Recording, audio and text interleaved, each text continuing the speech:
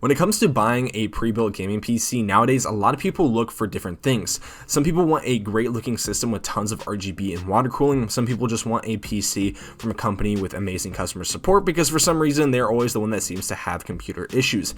And nowadays people are looking for a system that is just reasonably priced for the specs that they are getting.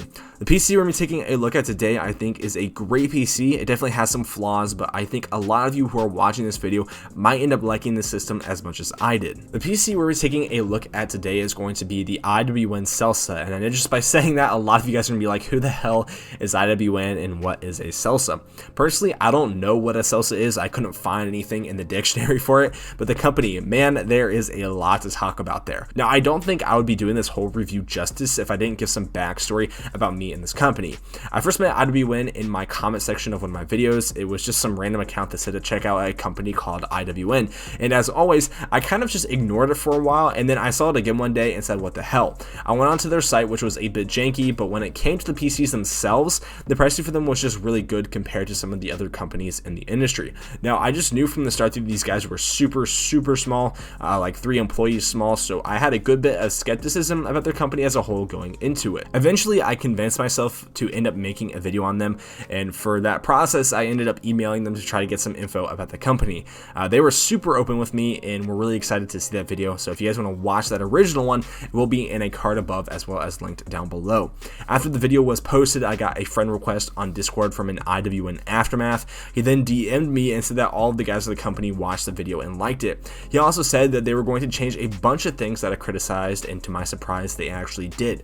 They changed the whole layout of their website and changed the pricing and the components of their PCs. It was really cool to see a group of people change big things about their business just from honest criticisms, and it never really stopped there. They were asking me for my opinions on new features that were going into their site and the types of things that were going to be going into their PCs. Now, I do have to say we didn't always see eye to eye on some things, but nevertheless, they always wanted to know how they can improve, which is something that you really don't see too often in the industry. It's become far too common to see these PC companies do nothing to change their products for the better unless they are actually forced to. So for example, NZXT, only after having Gamers Nexus make 2 videos and have a huge outcry from their customers that they began to issue recalls or replacement for one of their PC cases that could catch fire. Similarly, Dell has been put on blast the past couple of months about their predatory warranty sales and with how bad the build quality and value of their systems are. Dell has yet to do anything about the feedback from the tech community, and from my guess, they won't do anything. And as long as IWN keeps on taking feedback from their customers like they are now and changing accordingly, I think it is very likely that they will start to outpace their competition. If you guys want to know more about them as a people and as a business, you guys can go and check them out on their website, which is going to be linked down in the description. Also, if you guys are looking to buy one of their gaming PCs, they wanted to give those of you who watch this video a discount on their store. So if you put in the code HWJK, all caps, at checkout, you can get $50 off of any PC on their site. As well as someone will also have the chance of being able to buy the system that I'm reviewing for $750, which I think is a great deal considering that normally they are priced at $1,000. Now we've got all that stuff out of the way, let's get into the review. I usually like to start these reviews with how the PC was shipped and packaged. If you guys want to see the full unboxing of the PC, you guys can click the card above and watch that, but I wanted to kind of keep this section brief. Mine did ship with some minor damage to the leg, and that was to do with a number of things, but they did tell me that they are going to be making some changes to how they ship the PC from how I got it. From what I've been told, they are going to start double boxing all of the PCs along with using FedEx to ship their PCs. Now, it still leaves out one thing that I think is a pretty big deal, which is internal case packaging. They haven't told me whether that this is something that they are going to be planning on fixing or not, but in my system, there was no sort of packing to make sure the GPU and other hardware stay together. I think every company that sells PCs should be using heat expanding foam inserts to protect the GPU and shipping, as it is probably the single most heavy item in the system, and if moved around a lot, it can be ripped out of its bracket. So IWN, even if you raise the price on shipping just a bit to pay for those packs, I think it will be well worth it for you and your customers' peace of mind. Now, when it comes to the PC itself, I really liked it, and in order to make sure I got the full experience of this PC, I made the Selsa my gaming machine for 2 days, and while my personal system is a good deal better when it comes to the actual hardware, the gaming experience on the Selsa at 1080p was really good. Like I mentioned before, one of the main things that IWN tries to go for is price, and this PC is at a great price point of $1,000 or $950 if you use my code. And at this $1,000 price point, it came with an i5 10400F, 16GB of dual channel RAM, a GT GTX 1660 Super, a 1TB hard drive, a 240GB SATA SSD, and a 600W 80 Plus EVGA PSU. It also has a really nice Antec case that has 4 RGB fans that can be cycled through different lighting modes with a button on the top. The Intel i5-10400F has been one of my favorite CPUs in recent years because of its great price point. It has 6 cores, 12 threads, and some really decent clock speeds. It was hitting around the 4 GHz all-core clock while gaming, and it would boost up to 4.2 on a single core for opening applications and other single-threaded workloads. I think in general, if you're someone who wants to play games and edit videos, this is an absolutely amazing CPU to start with. One of the things that I will have to say is that recently the 11400F was just released, and it offers better performance than the 10400F, along with sporting the ability to use PCIe Gen 4 and have higher memory frequencies on lower tier motherboards. So hopefully in future revisions of this PC, they will use the 11400F just to give this PC as a whole a bit more of a kick. Now, while I'm not a channel who really does benchmarks and that sort of thing, I do test the machine to make sure that it hits all of the marks that they should while maintaining decent thermals. I played a bunch of games, and for the most part the CPU stayed around the 70C range, but where the problem hit is when I did my system hell run. Basically that consists of running FurMark on the GPU and running CPU burner at the same time to see what the absolute worst case thermals on the system would be. In this test, the CPU got up to a blistering 101 degrees C and was significantly thermal throttling. Even when I first saw the system, I didn't think that the cooler for this CPU was going to be great. It was just kind of a basic cheap RGB fan over a fin stack. There was no sort of heat pipes to help direct the heat away from the cold plate, so of course this thing was going to be hot, and as you see, it definitely was. The cool part about this though was that IWN contacted me about a week ago to see how my testing went and to see if there were any sort of improvements to make. I told them that the cooler pretty much sucks, and then I showed them my numbers. They then said okay and told me that they are going to be using a different cooler from now on. The new one will be still on the cheaper side, but it is a tower cooler with heat pipes, so it should do a much better job than the one I had in my system. However, the GPU in the system was absolutely fantastic. In terms of quality, EVGA is up there with one of my favorite AIBs. EVGA always does a great job with their coolers. Even when I was doing my 30-minute FurMark run, this thing never went over 70C. It stayed nice and quiet, and I was able to get a decent overclock out of it. And in terms of performance, this 1660 Super performs really well at 1080p. Now, I only really played COD, Destiny 2, and CSGO, but I think those games provide a pretty good data set when it comes to most overall game performance. Another great thing about the 1660 Super is the fact that its encoder is great for anyone who may want to stream or record gameplay videos. All the gameplay footage that you guys are watching is being recorded and played on the IWN Selsa, so for those of you who are looking to get into streaming or you just want to start content creation, this GPU definitely won't disappoint. The motherboard in this system is a low-end ASRock H410 motherboard. It is a micro ATX board, and it doesn't boast a whole lot of ports or expansion. It only has 2 slots for the RAM, which run at 2666, even though that the memory in the system is rated for 3000 MHz. It does lack any sort of USB Type-C ports, but it does have a decent amount of USB 3 Type-A ports. It also has a pre-installed Intel AX200NGW Wi-Fi 6 card, so for those of you who are looking to play off Wi-Fi, the system has you covered.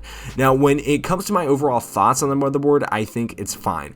I also don't think that the lack of VRM cooling is going to be much of a problem, considering that the CPU in the system is only a 65-watt part and with no overclocking support. I personally don't see a large problem with the board in general. The only downside I see is that the lack of being able to use an XMP profile to tune your system memory. So hopefully in future versions of this system, IWN will use a 500 series chipset motherboard so that we can use XMP and PCIe Gen 4 on the system. Now, when it comes to the PSU, I think it's pretty par for the course.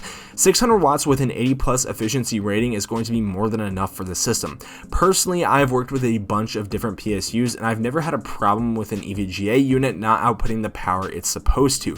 Personally, I would have rather seen them use an EVGA BA 600 watt PSU, mostly because of its better efficiency rating and the all black cables. I think it would help in the cable management department because the cables are sleeved a bit better on that one than the one that they are using on this PC. Overall, I don't think that you're going to have any sort of issue with this particular power supply within this machine, but it just doesn't look too great because it's got those all weird ketchup and mustard cables. When it comes to the case, I think it was a great option for this PC.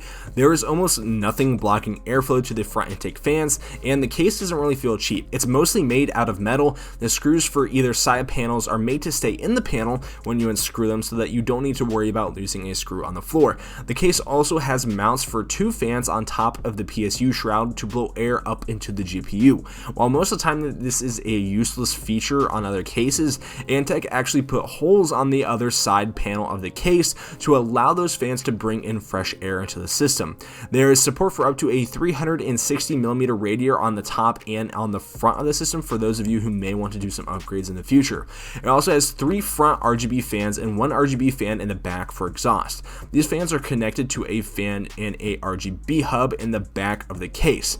The case fan's RGB can be controlled via a little LED button on the top of the case next to the power button. In terms of front panel I/O, the case has 2 USB 3.0 Type A ports along with a microphone and headphone jack. Now in terms of cable management, I think it is fine for what they had to work with.